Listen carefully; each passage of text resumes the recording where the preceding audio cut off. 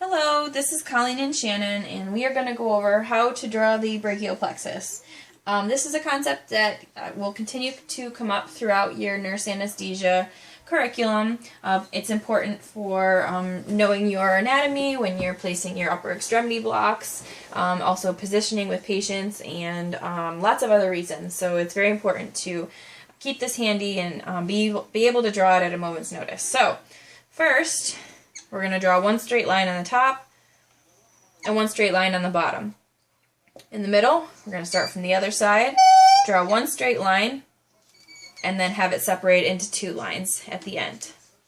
Now we're going to come back over to the beginning, connect this line to the top line, and this line to the bottom line. And this is C5, C6, C7, C8, and T1. This over here is your spinal column.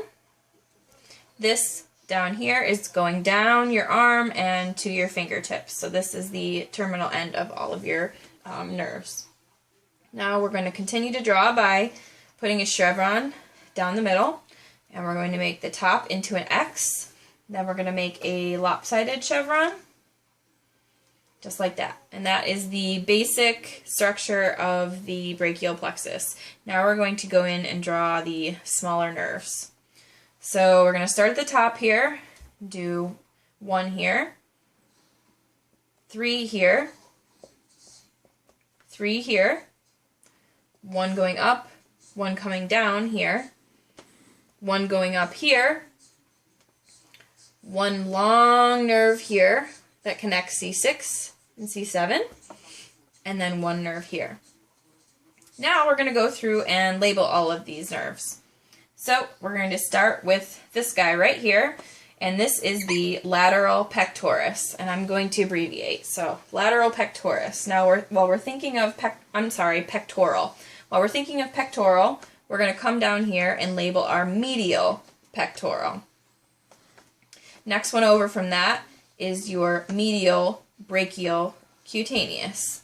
Next one over from that is your medial antebrachial cutaneous. So as you can see, as we start from your core and work your way out down to the distal end of your arm, you have 2, 3, 4 letters, and this one is also ABC, so that's easy to remember.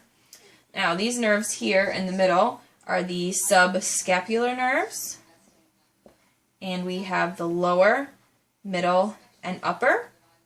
And the middle is also called your thoracodorsal nerve. Now we'll go up to here, and this top one is your suprascapular. Right below it is your subclavicus. And this one is your dorsal scapular.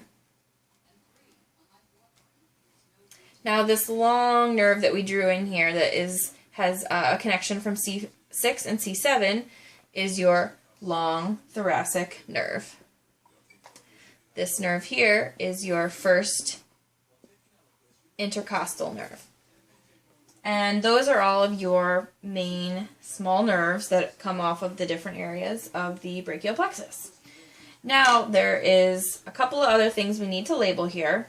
First of all, we have different sections of the brachial plexus, and this coincides with the different upper extremity blocks and what you'll be looking for when you're looking at it through an ultrasound machine, what the different blocks will look like and where you're going to inject your local anesthetic.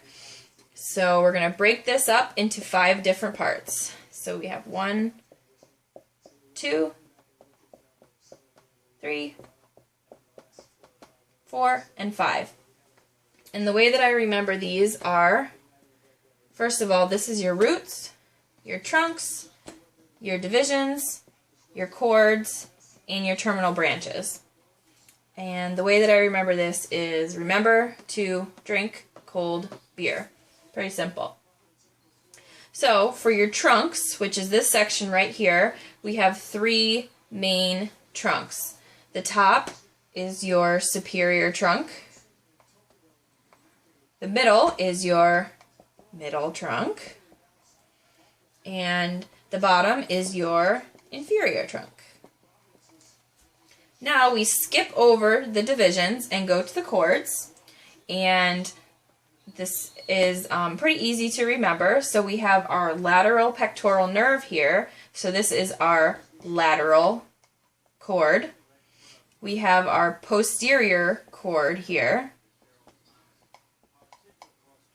and we have our medial chord here, which makes sense because we have our medial pectoral, medial brachiocutaneous, and medial antebrachiocutaneous. So all of these should make sense.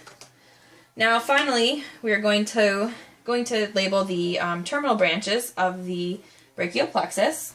And the way I remember this is marmu.